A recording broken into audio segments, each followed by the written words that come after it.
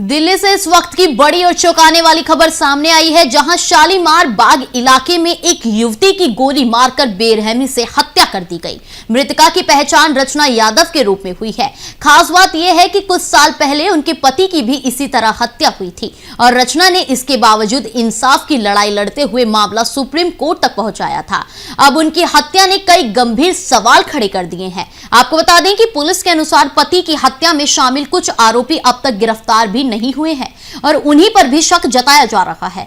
Police ने शव को पोस्टमार्टम के लिए भेज दिया है। वहीं इलाके में सुरक्षा भी बढ़ा दी गई है और आरोपी की तलाश में छापेमारी जारी है। अब सवाल यही है कि क्या ये हत्या पुरानी रंजिश का नतीजा है या इंसाफ की लड़ाई लड़ने की कीमत रचना यादव को अपनी जान देकर चुकानी पड़ी। जांच हर एंगल से जारी है। क्या नाम है सर? मेरा एडवोकेट मनोज शर्मा। क्या मामला है ये? अब मामला तो क्या है, इनके हस्बैंड का मर्डर हो गया था जिसकी ये पैरोकारी कर रही थी और अब जो है ये मैटर एविडेंस पे आ गया था।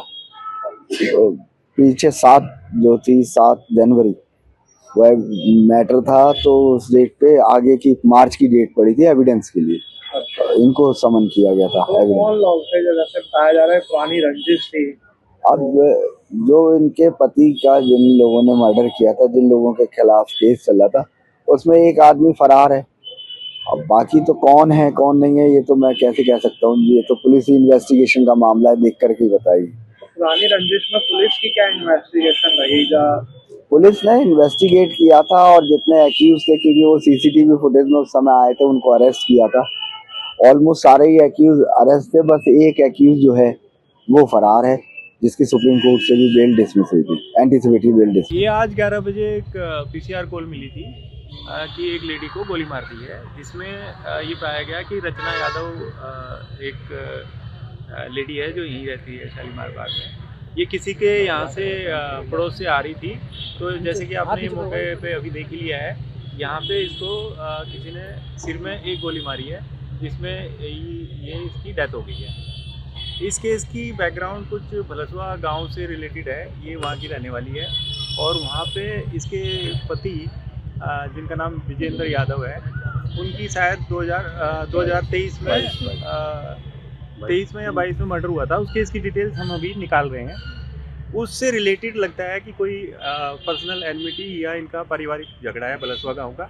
फर्दर इन्वेस्टिगेशन इसमें कर रहे हैं। कितने बजे की सर घटना थी? और ये घटना 11 बजे की है, एक ही गोली थी। सर इस मामले में सर भरत यादव भी फरार चल रहा है। सुप्रीम कोर्ट ने उसे सरेंडर के लिए भी कहा था, उस एंगल से भी जांच की जा रही है। बिल्कुल देखेंगे, इसमें सारे एंगल पे जांच चल रही है और जल्दी आप इसका केस की डिटेल्स लेके इसका खुलासा करेंगे। ये महिला क्या करती थी? इसकी यहाँ पे ये सपरिवार रहती है। इसकी 2 बेटियां हैं। बड़ी बेटी की शादी हो रखी है, छोटी बेटी इसी के साथ ही रहती है।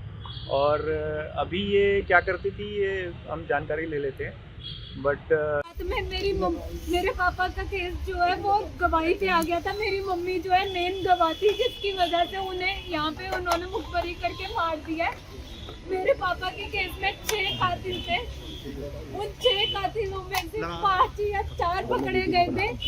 एक मास्टरमाइंड है भरत यादव भलसवा का, बेकरी वाला, वो अभी भी फरार था। उसने ये साजिश करके मेरी माँ को मारा है। मैं प्लीज अपील करती हूँ कोर्ट से कि मेरी माँ और मेरे पापा दोनों को इंसाफ दिलाए और इन कातिलों को फांसी की सजा दे।